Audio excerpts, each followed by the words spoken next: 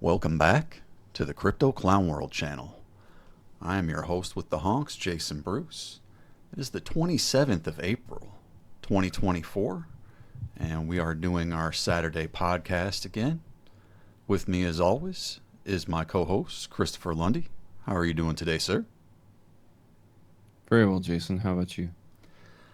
I have no complaints, my friend. Um, Good. we are, It's a good place to be. yep, we are digging along into 2024 here, and we're almost halfway through, as wild as that sounds. So, Uh, almost got 4 months on the books, and yeah, some interesting developments as always. So, Yes, there are. with all that said, I hope everyone appreciates the content that we've been putting out so far. I don't always do this, but I would ask you at the top of the show, if you're joining us, please make sure you're hitting the like button, and we'll bring you the latest news and technical analysis, as well as any updates that we may find along the way.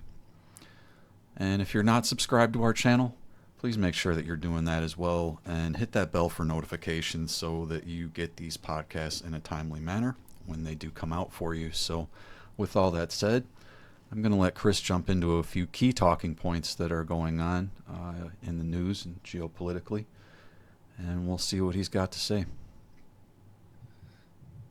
Indeed. Thank you, Jason. So, the important aspect that we need to look at right now is, at least at the top of the show, banking.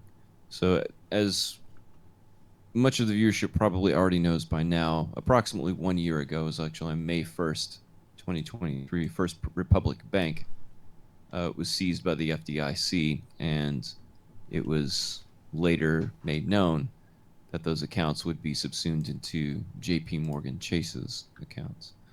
Well, that did take place. But for anybody that is affected by this change, if you do not wish to use Chase Bank as your bank, um, you can continue to use your First Republic Bank debit cards up until June or July. I believe the cutover is July 15th. So on July 15th, you won't be able to use those anymore. But you'll need to withdraw your funds and find a different financial institution as a custodian for your funds. But all the branches will become JP Morgan branches.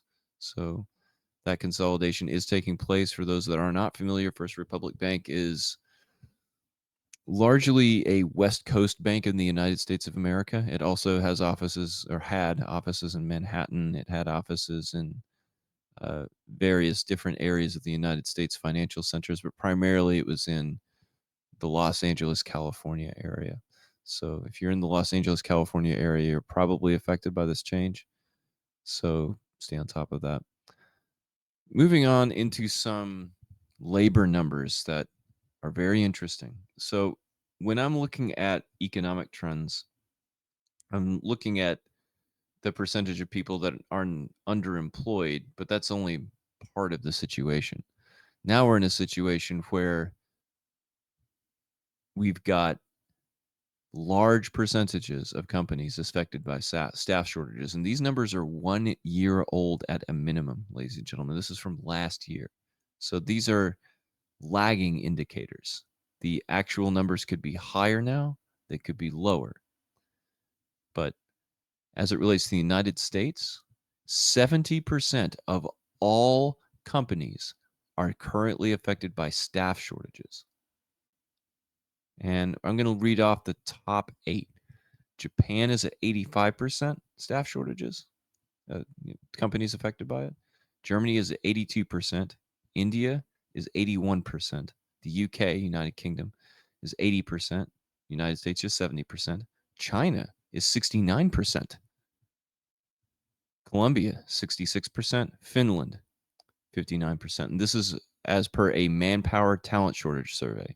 So what does this mean? Well, anytime you've got this degree of staff shortages at businesses, that's going to affect supply chain speed. It's going to affect prices, and it's also going to affect labor costs, because after a certain amount of time passes, employers will be forced to raise the amount of money that they're willing to pay because of that extraordinary staff shortage. And we are experiencing and have been experiencing a pretty significant crisis uh, uh, as a result of the COVID situation, which was later publicly admitted by the Chancellor of Germany, uh, whose name is Olaf Scholz, that the entire COVID-19 pandemic, this is a public admission, by the way, he publicly admitted that it was a psychological operation to test compliance with mRNA injection mandates. So the cat's out of the bag on that one. We don't have to worry about that now because it's already been officially acknowledged by a government official, but it's gotten scant to no coverage in the mainstream Western press, of course. Now, what does this mean for real economies when they have this percentage of staff shortages? Well, it means that we're probably going to be in a situation where large percentages of those businesses go out of business, right? So, what I would expect to see as a result of this is higher costs for labor, but that won't translate into higher prices. And the only reason this is possible is because of the population decline. When you see numbers this high, it has nothing to do with people being lazy. It has to do with people being dead. They're simply not in the labor market anymore. They're gone. Right. And when you see these numbers and see the papering over of what happened during the whole COVID charade, you're able to find some pretty alarming parallels. Moving on. We've got significant price increases in food, as everyone has probably been aware, but the biggest among them in the past 12 months is cocoa. It's gone up by 242%. And the top 10 is rounded off by orange juice at 44%, butter at 26%, oats at 22%, coffee at 19%, palm oil, which is very inexpensive to produce, by the way, 12% higher, rice 11%, potatoes 4%, cheese 4%, and wheat, ironically, only 1%, which is interesting, especially considering how Russia and Ukraine were the two largest exporters of wheat in the world, but wheat's only gone up by 1%, even though there's blockades against Russian trade and blockades against Ukrainian trade and all these other situations that are coming into place because of the war. Now, my understanding with cocoa is there is a significant disease issue with South American cocoa crops, which caused the prices to go significantly higher. So, another trend that I noticed over the course of the last several years, in 2020, and I may have referenced this on a previous podcast, but I'll restate it just for emphasis. Approximately 150,000 people per month were searching for the search term "how to grow your own food." As of 2023, it was 1 million people per month. And it's probably exponentially higher than that now. So expect to see larger numbers of backyard gardens and a return to victory gardens that were popularized in the United States of America during the Great Depression and World War II that followed the Great Depression. So look for those and start them yourself as well. Find ways to counteract the price increases. Moving on. Speaking of blockades, since November of 2023, as a result of the conflict in the Levant, the southern port of Israel in Eilat has only received 2 ships since the end of November of 2023. Now, as a result of this blockade, that particular port in Eilat loses between 6 to 10 million Israeli shekels per month. Now, 10 million Israeli shekels is roughly $2.6 billion. So that means that 6 million shekels would be something in the event, in the equivalent of about $1.5 billion. Though I'll have to check those numbers. I doubt that the shekel is that much more valuable than the dollar. I'll need to check these numbers. It may be billion instead of million, but I'll check those later. But in any case, it's $2.6 billion per month that particular port is losing. And that is one of the reasons why, from my perspective, that Moody's downgraded Israel's debt. And the reason why is because you're not going to be able to service that debt if the primary port that you have in the south of your country isn't receiving ships. you have no money to service the debt at all. So within the next 6 to 12 months, Israel is probably going to face a very significant economic crisis that could lead to the collapse of its economy completely. And this economic blockade is continuing as we speak. And as I spoke to in last week's show, chaos on college campuses has ramped up even further, ladies and gentlemen. We have seen incidents in several different states, we being myself and my associates and people that I know, of people being violently wrestled to the ground, attacked by police in riot gear. At the Indiana University, snipers were found on top of buildings on campus, pointing them at students that were protesting. This has not been seen, at least publicly, in the scale that we're seeing right now since the Vietnam War protests, and most especially the Kent State protest in 1970, which led to several students being shot and killed by, I believe, the National Guard. There was also a call by Senator Tom Cotton to call in the National Guard, stating that everyone that was protesting, well, he used an epithet to describe them that I will not repeat, but he referred to them as filth in one word. So he was dehumanizing the protesters simply for protesting. And this has become very stark rhetoric. Also, the governor of Texas, Greg Abbott, declared all of the protests to be essentially anti-Semitism and threatened to ruin job prospects of the students that were protesting and doing things of this nature. So what else has been going on? Well, students at Northeastern University in Boston, Massachusetts, prevented police vans from leaving a premises that they were at with students that they had arrested for protesting against Israel. After attempting to dismantle the Gaza Solidarity encampment, they surrounded them. I don't know what the fate it was of those particular arrestees. It's not clear. Also, the International Criminal Court is considering doing some additional measures, or undergoing some additional measures as it relates to the ongoing genocide case against them in the International Court of Justice.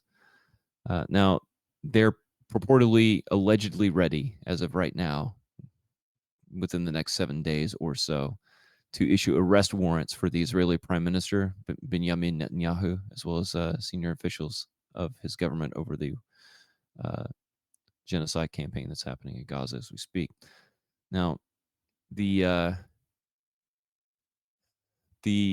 paper that reported on this, I believe, was the Washington Times. Could also be the New York Times. It doesn't say in this particular report. I'll cross-reference it later. But according to, I believe, the New York Times, according to that particular newspaper, if this information is accurate, warrants could also be issued against Defense Minister Yoav Gallant and the IDF Chief of General Staff, as well as members of the Israeli Security Services, Shin Bet, Mossad, etc. And that's could happen within the next 7 days. In response, the Prime Minister of Israel, Mr. Netanyahu, said that any ICC decisions on Gaza would not affect Israel's actions, but, quote, will create a dangerous precedent, close quote. Now, just as a reminder, Israel is not party to the ICC. Also, there has been more saber rattling as a result of movements of war-making equipment. Now, as of the 26th, this according to a Zero Hedge article, Russia will target U.S. nuclear weapons in Poland if they appear there. And the Deputy Foreign Minister of Russia, Sergei Ryabkov,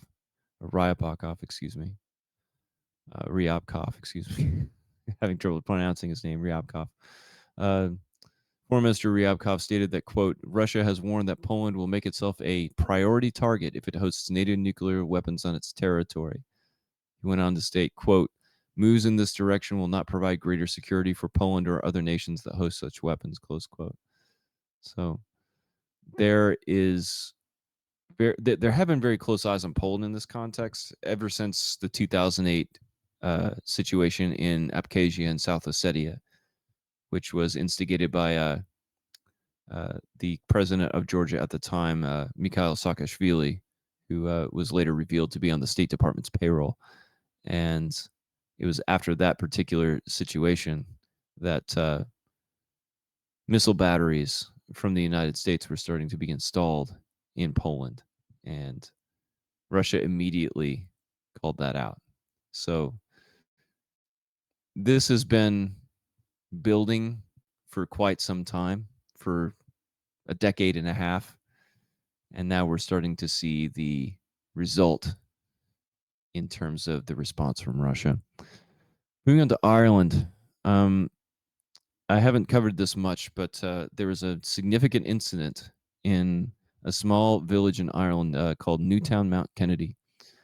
What happened was An Garda Síochána, which is the National Police Force of Ireland, was deployed along with masked men that did not have badges or identification, and they broke up an anti-migration protest that involved that involved the government of Ireland secretly through NGOs importing military-aged men into communities all over the country.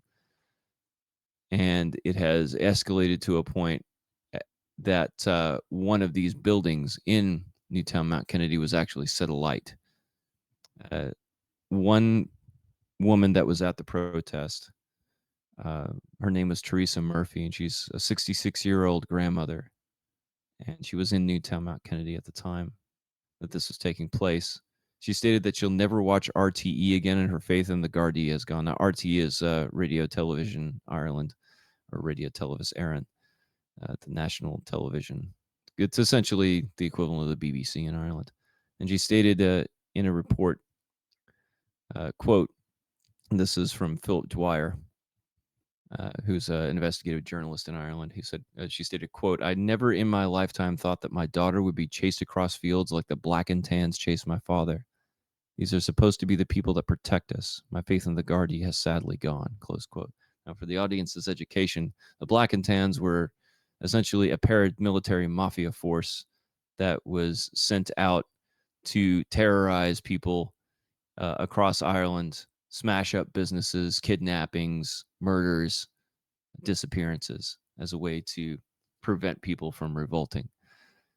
So it appears, at least on its face, that the troubles have returned to Ireland, only this time they've gone to the entire country instead of just the north. Now, one thing I wanted to add is that the current chief commissioner of An Garda Síochána, his name is Drew Harris. And Drew Harris is former MI6 and RUC. And RUC is the Royal Ulster Constabulary. It's essentially a stay-behind force of the British Empire that was put there as a counterweight to the IRA. And what you'll find in Ireland in the coming year, I think, will probably be painted as some sort of, unexpected response. But rest assured, it is not one. This is something that has been building up for several years now. Moving on to some other information in regards to the Middle East conflict. So Mario Naufal, who has a very large following on Twitter, posted on April 21st of this year. This particular tweet had about 59,000 views at the time I viewed it. So purportedly, Israel's AI system Lavender allegedly is starting to use WhatsApp group data to identify potential threats, raising significant privacy concerns. He goes on to state, and I quote, "Reports suggest that being in a group with a suspected militant could make individuals targets for military action. The involvement of Meta, which promotes WhatsApp as a private platform with end-to-end encryption, in providing such data could contradict its commitment to user privacy and international human rights standards. Serious questions arise about Meta's role in these operations and the implications for digital privacy rights. This also raises questions about the use of AI in warfare, especially since it is in its infancy," close quote. So what does this mean? Well, That means if you're using WhatsApp, ladies and gentlemen, now's the time to get rid of it. Okay. Because what I've been warning people about is many of these social media tools that you use are not meant for communications. That's only the front end of the interface. The back end that you don't see is military weaponry and targeting. Okay.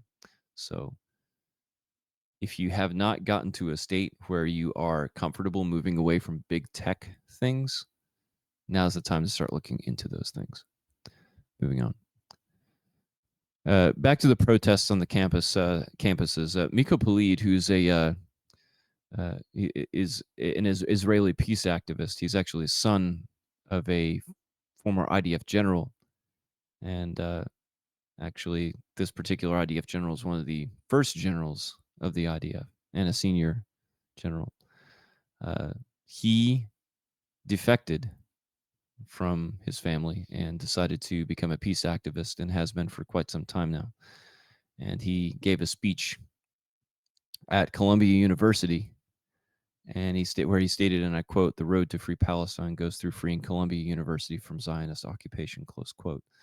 So if you look at these protests, they look very similar to the Occupy protests that took place in 2011 after the fallout of the 2008 crash and subsequent issues started to boil over within the context of the public. Large tent encampments, many agent provocateurs are coming up, dressed like the protesters to try to start scuffles. So expect to see agent provocateurs come in and for this to continue to escalate. Neither side, whether it be the state, the institutions, or the protesters, are backing down as we speak. But something rather disturbing is taking place in Israel that I have yet to determine the root cause of. So within the last 24 hours, the cars of two senior Israeli officials were involved in car crashes where the vehicles both overturned. Now, I hadn't mentioned this in every podcast, but I can state with confidence that the Israeli National Insurance Institute was hacked, and the identity details of every Israeli citizen, including their national ID numbers, military badges, uh, bill payment receipts, addresses, phone numbers, dates of birth, you name it, was all leaked. So this information is in the hands of hackers, and cars are capable of being hacked, as we all know. So expect to see the hacking narrative pick up some steam. But one of the injured officials was Israel's Minister of National Security, Itamar Ben-Gvir. So he was taken to hospital in moderate condition. He was seen laying on the ground after the crash took place. And there was one other that I'll cover later. Now, moving on to Greece. Greece has been under significant pressure from the EU and NATO, quote unquote, allies to send air defense systems to Ukraine. Now, most of these systems lie in ruins, destroyed by Russian missiles and artillery, etc. So he refused to provide those air defense systems because they're Patriot missile defense systems, and he stated they were critical to our deterrent capability. Essentially, he knows that if those get sent, they're going to be destroyed. And certain leaders in Europe are starting to get clued in that if all of their defense hardware that they already paid for gets sent to Ukraine simply to get blown to bits, they're defenseless. So they're being set up to fail or being softened up for invasion. And perhaps Prime Minister Mitsotakis is cluing in and saying, we're not going to do this, but expect that pressure to rise. And interestingly, President of France, Emmanuel Macron, came forward and stated that, quote, Europe must be ready to build relations with Russia after the end of the conflict in Ukraine, close quote. And that was a quote that was stated to RIA Novosti, which is a Russian news outlet. So why is this significant? Well, Mr. Macron previously stated that he was going to send troops to Ukraine to fight against Russia as a way to, arrogantly state from his pulpit, his bully pulpit, that he had some sort of some sort of degree of relevance, right? Unfortunately for Mr. Macron, his government is in tatters. His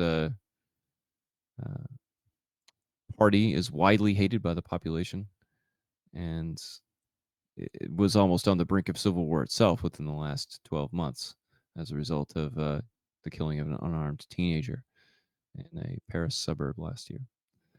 So what this tells me is that some cooler heads are starting to prevail, and they realize that if they go toe to toe with Russia, even if it's several nations simultaneously, it's not going to go well for Europe or Europe's population, or especially its elites. Into the economy and labor, it was an interesting vote took place, actually. The Federal Trade Commission just voted 3-2 to make non-compete clauses unlawful or illegal, excuse me. Now, this is not legally binding at this time. There's already lawsuits being prepped to challenge the ruling. But for those that aren't familiar, non-competes originally were only imposed upon executives of companies, people that were involved in high-level employment decisions that made lots of money. But that was eventually extended to many industries, even industries where people are making $8 to $10 per hour, preventing them from being able to find other employment by restricting them from being able to work anywhere else. But even if they fired them, they still couldn't work anywhere else. So it was essentially, collaring their workers like slaves. So this appears to be a change of direction that will be good for the labor market long term. Now, the other vehicle that flipped that I referenced was it belonged to the education minister of Israel, Chaim Beton. Now, Mr. Beton was not inside the car at the time, but his father was and is in serious condition. And that's the second member within days to get involved in a similar car accident. It's not beyond the realm of possibility that Israeli citizens are coming after them themselves, because there was an attempt to attack Itamar Ben-Gvir within the last week as he left a public place. I think it was a restaurant or something like this, but I'll have to cross-reference that. Now, we're going to come up to our last talking point of the day, and this is in regards to a YouTube video entitled Coinbase's Huge Crypto Innovation Smart Wallets. So, Jason, I'll toss it over to you to prep that video for playback. If you want to go ahead and play it back, I'll wait for that to finish. This is about a 1-minute video, so let's give it a listen. Yep, we're ready to go here. Let me see what he's got to say. This is actually huge. Coinbase actually has a new smart wallet. So what this will do is that it will let users create a wallet instantly for any on-chain app using just a passkey. No app downloads, no extensions, no seed phrases required. You don't even need to have Coinbase wallet and no extensions like MetaMask, no seed phrases. Instead, that passkey on your phone or your biometric login on your computer, it recognizes it and then it plugs into your Coinbase account. Whatever amount that you have in your Coinbase account, you have some Ethereum there, you scan your face, and then you can go from your Coinbase balance Ethereum directly into a meme coin on the base layer 2. That is enormous integration that can enable basically retail everyday users that integrate Coinbase, that have a Coinbase account already and across the world. Whoever wants to onboard onto chains, well, they can do it very easily through this Coinbase smart wallet. So this is actually huge. Join our Discord on virtualbacon.com for more crypto trading and analysis. Thank you, Jason. Some implications there, yeah. Yeah, so a few things. Number one, Coinbase is a centralized exchange, which means they control your keys. So of course they're not going to give you your seed phrase because that would give you control over your assets. That's number one. Number two is this is how they're going to get KYC by the back door. You already have to have KYC to even use Coinbase to begin with, right? So if you use a passkey to send things from a centralized wallet, that means that everything you do is going to be tracked and traced. So this is how they get you. This is why you should not hang on the words of influencers, because they're going to direct you to the technologies that will be the least safe, the least private, the easiest to confiscate and the easiest to spy on. And they're going to sell it to you as convenience, right? Well, convenience is not secure, and security is not convenient, ladies and gentlemen. It's time to choose. Well, I've already made my choice, and my choice for this is a hard no. Not your keys, not your crypto. Do not get sucked in to influencer mumbo jumbo. And with that, that concludes my talking points for today's episode, Jason. Thank you so much. Back over to you for technical analysis, sir. All right. Thank you, as always, Mr. Lundy. And enlightening as usual. Do appreciate it. There's always something new, always learning something every time we have you jump on. So thank you again. A few things that I'm going to cover here in terms of the technical analysis this week. I'm going to try and keep it fairly brief. Okay. So we've been consolidating. We know that the key levels right now I've been outlining, and we've been talking about those for a while, and that really hasn't changed at this point. So in order for me to give you any significant update, we would have to see a change in this market structure that we've been seeing, right? So we saw a little bit of a breakdown of this wick here, right, where they stopped some people out, but we still did not retest the low that was set here previously, at least in terms of putting in a new low. So tested this as support, came back up, and now it looks like we're trying to put in a higher low, potentially a right shoulder here, and potentially you could even call this like a falling broadening wedge type of a pattern, which we saw here as well, right, before we saw a move up. But this was a consolidative move. So will this continue to be a consolidative move? This can continue to consolidate for a very long time. I'm going to be completely honest with people here. So, you know, we can draw this trend line out to this being the bottom now, and maybe this is a little more of a descending type of a triangle, and maybe that gives it a little bit more of a bearish bias. But the fact of the matter is they can push this sideways as long as they want in this range. So right now, the range is between about 60 and about 66. Let's call it 65.5 because that's where the weekly support is at. I'll highlight that here real quick. So if you take a look at where our weekly closure was at here previously,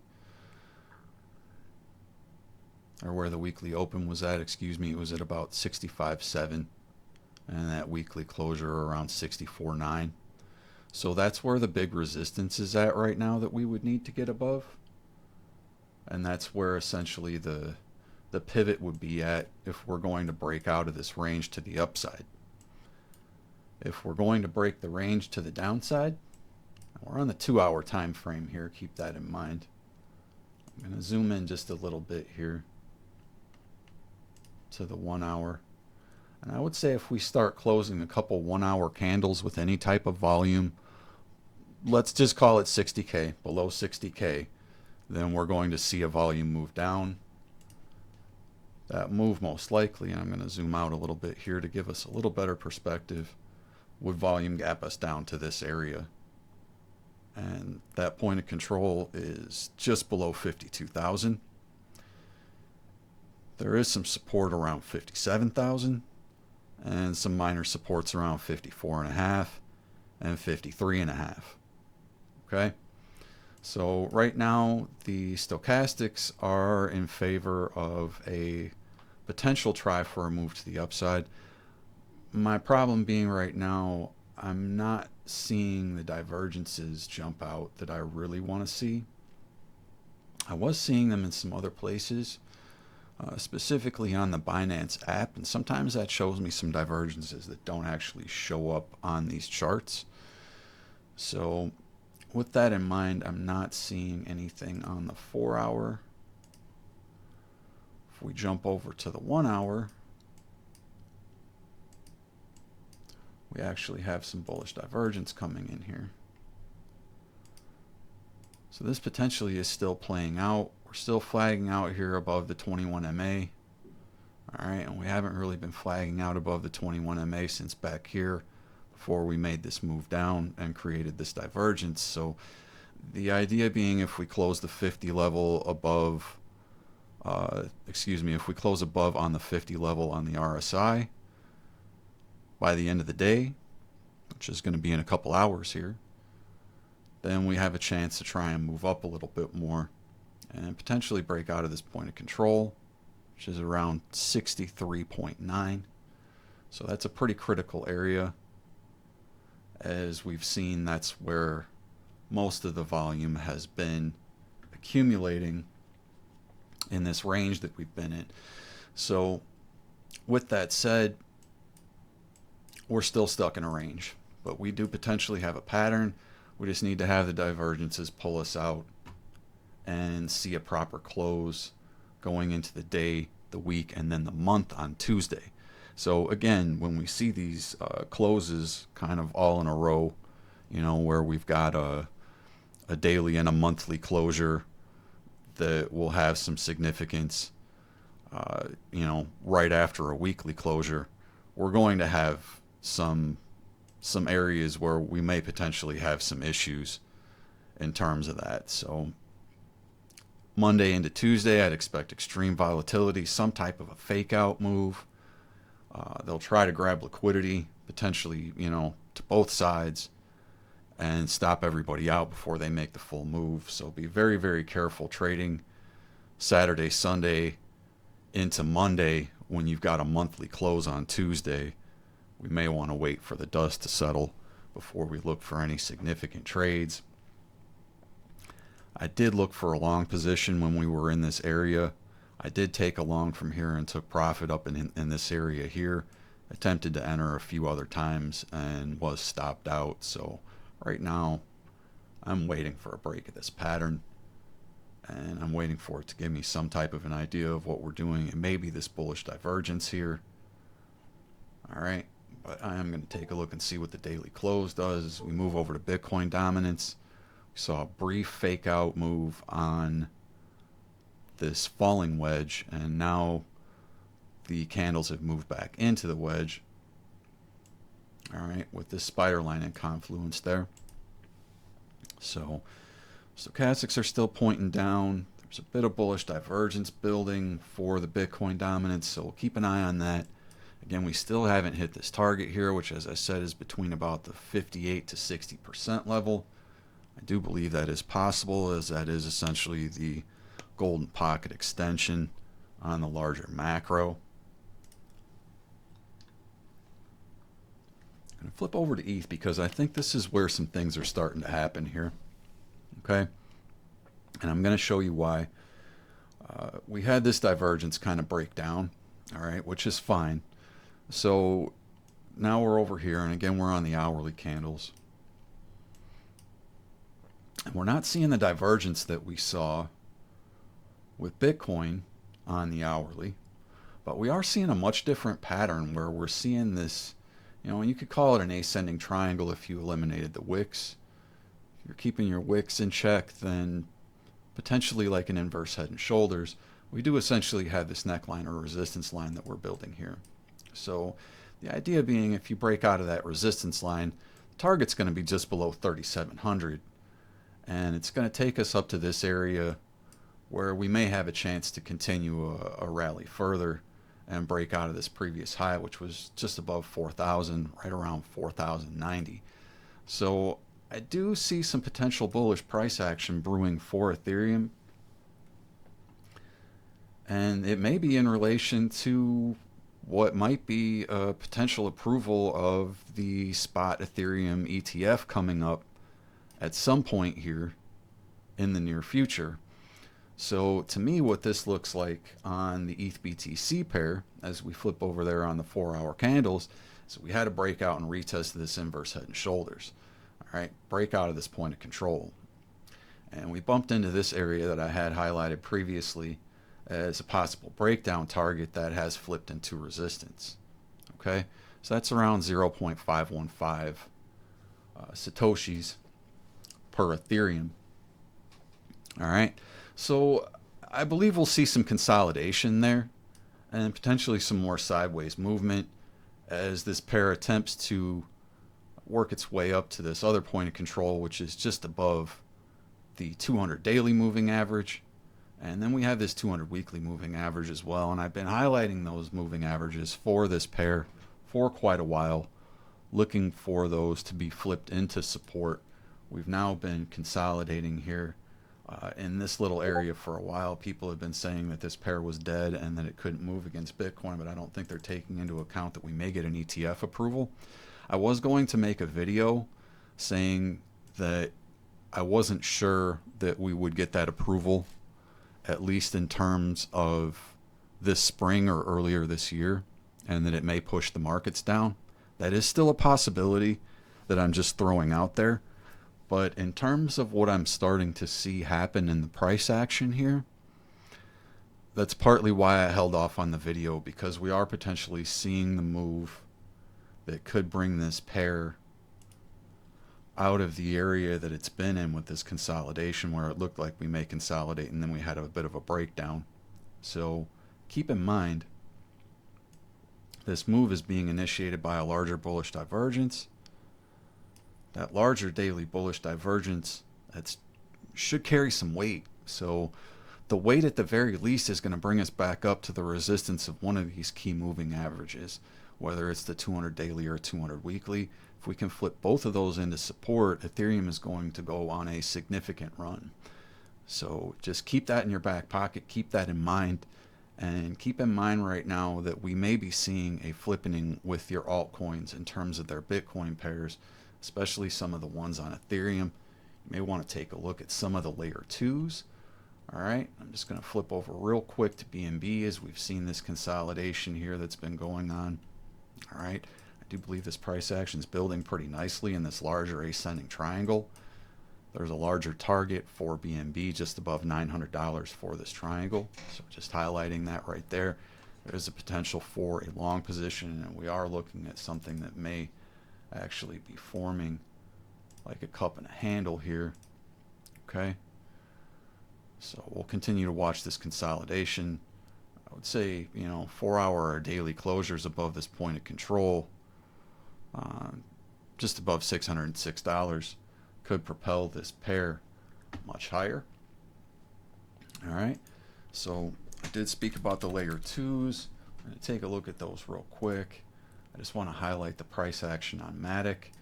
You're seeing a pretty nice consolidation on the 4-hour here. This looks like a bit of an ascending triangle that's forming.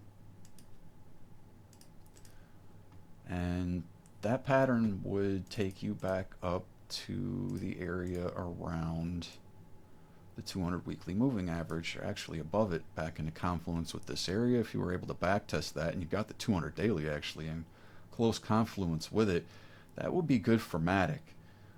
Matic has just been consolidating, retesting support levels around 70 cents, creating this larger rounding bottom structure that I had highlighted previously, where we're still seeing this Adam and Eve structure intact. I'm still looking for the breakout of this larger structure. I do think Matic can make significant moves as long as we see a breakout of this pattern. And if you think about it from a fundamental level, if BlackRock starts buying up a bunch of Ethereum, it's going to clog up the network. I think I had the fib set wrong, or the measured move set wrong on this. But if BlackRock starts buying up a bunch of Ethereum, they're going to clog up the network, and you're going to need the layer 2s. All right? So we could see a significant move, at least back up to the all-time highs for the measured move on this triangle. Around $3.50 for Matic. Actually, that would create a new all-time high. Then your 1.618 extension is up here around $4.50. I'd like to see this pair make a more exponential move, but we'll see what happens as this market continues to mature. Arbitrum, another layer 2, and keep in mind I'm highlighting these because these coins started making moves. All right. So Arbitrum actually looks to be in a massive cup and handle. after this breakout of this kind of falling wedge pattern. So if we take a look at this here, that could be like a massive cup and handle. I think the move up to that area, that range kind of still applies. If we take a look here, be something like that. So around $2.80, maybe like a quick 1.5x for ARB. And then we would see where it would go from there. I think OP made a little larger move. It's a little smaller cap. So it did make a significant move today. I'm not seeing daily bullish divergences on these coins. Not 100% sure where the divergence might be at, to be honest with you, that initiated this move. Might actually be some hidden bullish that kicked that off. Take a look there. You're swinging down lower here, but you're higher on the price action over here, lower on the RSI. So something to keep in mind there. If you get a break above the 200 daily and a retest of that, you could see a significant move for OP. And this thing's been making higher highs and higher lows. This is like a Livermore cylinder.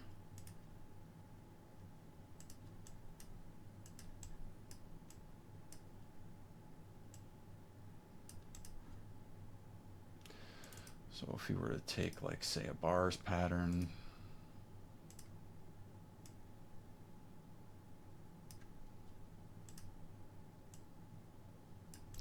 you would see something like that, maybe a move to $6.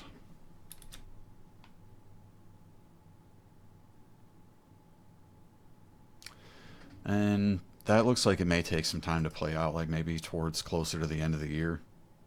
So not seeing huge moves for these layer 2s, to be completely honest, but they may be ready to break out, so it may be an area where you can get, you know, a trade where you may be able to put a little bit of leverage on the table.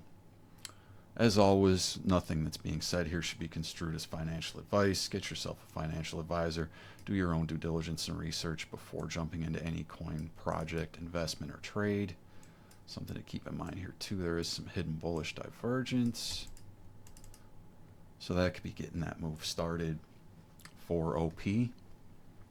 So that's a few coins that I'm looking at. Another one that I'm looking at that I believe could break out is Miria.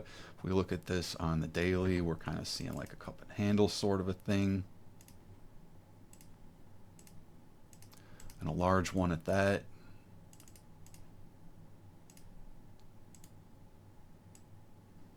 So if you were to get that type of a move,